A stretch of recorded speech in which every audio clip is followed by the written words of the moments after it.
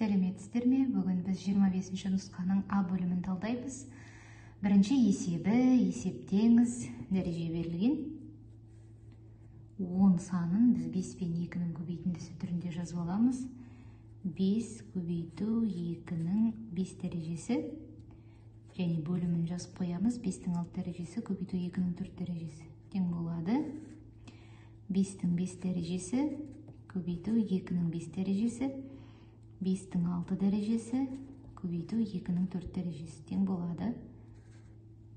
Бөлшектің алымында 2-нің 5 дәрежесі, бөлімінде 2-нің 4 дәрежесі, ол бізде 2-ні береді. 5-тің 5 дәрежесі, 5-тің 6 дәрежесі, ол бізде 5-ті береді. Сонда бұл 0,10-нан 4-ке тең. Екінші есеп, ойын сүйегі лақтырылды, жұп ұпай түсуінің ықтималдығы қандай? Ойын сүйегінде білесіздер, 1-ден 6-ға дейінгі сандар белгіленеді, яғни 6 жағы бар деген сөз. Жұп ұпай түсуінің ықтималдығы қандай сандар бар бізде? 2, 4, 6.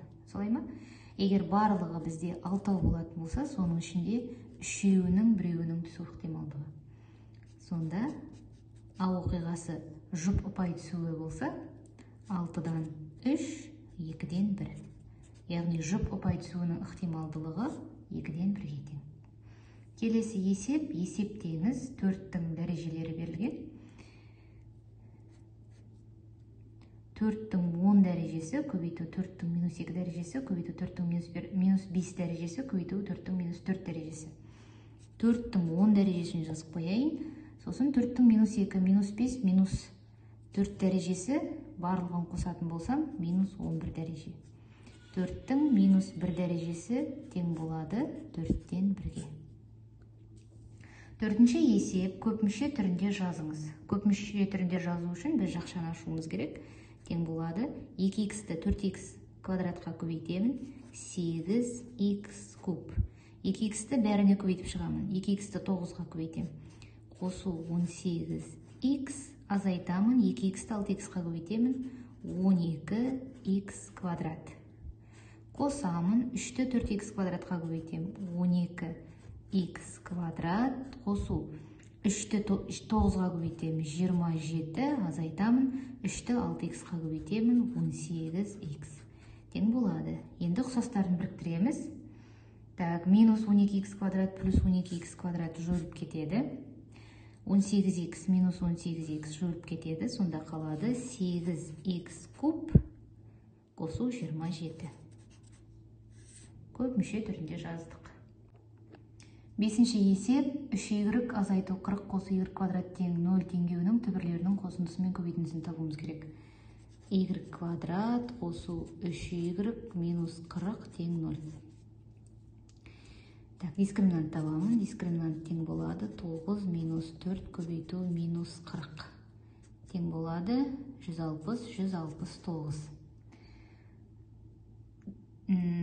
Дискриминант 169-ға тең. Енді y1, y2-ні табамын. 2 минус 3, 169 деген 13-тің квадраты. Минус 3, минус 13, минус 16, 12-ке бөле минус 8.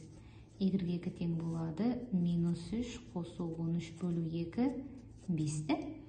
Қосындысы минус 8-ге 5 қосамын, минус 3 шығады. Минус 8-ді 5-ге көбейтемін, минус 40. Сонда есептің жауабы минус 3, минус 40 деген сөз. Алтыншы есеп, функцияның анықталу облысын табуымыз керек. Y квадрат қосу 1 бөлімі. Байқап тұрсаңыздар, бұл жерде Y кез келген санды қабылдайды. Себебі 0-ді қойсақ та бізде 1 деген сан шығады. Кез келген санның квадраты оң сан болады. Сондықтан бұл жерде функцияның анықталу облысы минус шексіздіктен плюс шексіздікке дейін. Жетінші есеп, шешімі жоқ теңсіздікті көрсетіңіз. X квадрат азайту 50 кіші 0-ден, x квадрат азайту 50 артық 0-ден, x квадрат қосу 50 артық 0-ден. Дысы болады, себебі x квадрат қосу 50 кем 0-ден, x квадрат кем 50-ден. Минус 50-ден.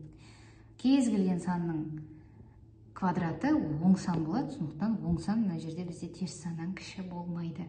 Сондықтан D вариантын таңдаймыз. 8-ші есеп, ортақ көбейткішті жақша сыртына шығару. Қарайық, ортақ көбейткіш. Барлығына да 2 көбейтіліп тұр, А көбейтіліп тұр және Б көбейтіліп тұр. 2А куб Б, 2 жақшан сыртынан шығып кетті, А кубтың асы шығып кетті, А квадрат, Б жақшан сыртынан шығып кетті. Азайтамыз, 6-ны 2-ке бөлеміз, 3, А квадраттың асы шығып кетті, А қалды, Б квадраттың Б'сы шығып кетті. Дәл солай жазып шығамын, 2 Б квадрат қосу 5. Ортақ көбейткішті жақшаның сыртына шығардық. Келесі 9-ші есеп, орналастыруды есептеңіз. Орналастырудың формуласын алдыңғы сабақтардан қарап шығуларыңызға болады. 5 факториалды бөлемін 5 азайту 3 факториалға. 5 факториалды жазып қоямын, 5-тен 3 аламын, 2 факториал тең болады. 5 факториалды 2 факториал деп жаза аламын, одан кейін 3, 4, 5, 2 факториал, 2 факториал, 2 факториал қысқарып кетеді. 4, 5-ім 20, 13-ке бөлсем 60 шығады. Және бізде осы А бөлімнің соңғы есебі квадрат функция берілген. Квадрат функцияның графигі парабола болатын білеміз. Парабола төбесінің координаталарын табыңыз. О нүктесі парабола төбесін болатын болса, x қосу 7-нің квадраты азайту 9. Яғни бұл жерде өте оңай таба аламыз. X-і -7-ге тең, Y-і -9-ға тең болатын нүкте деген сөз.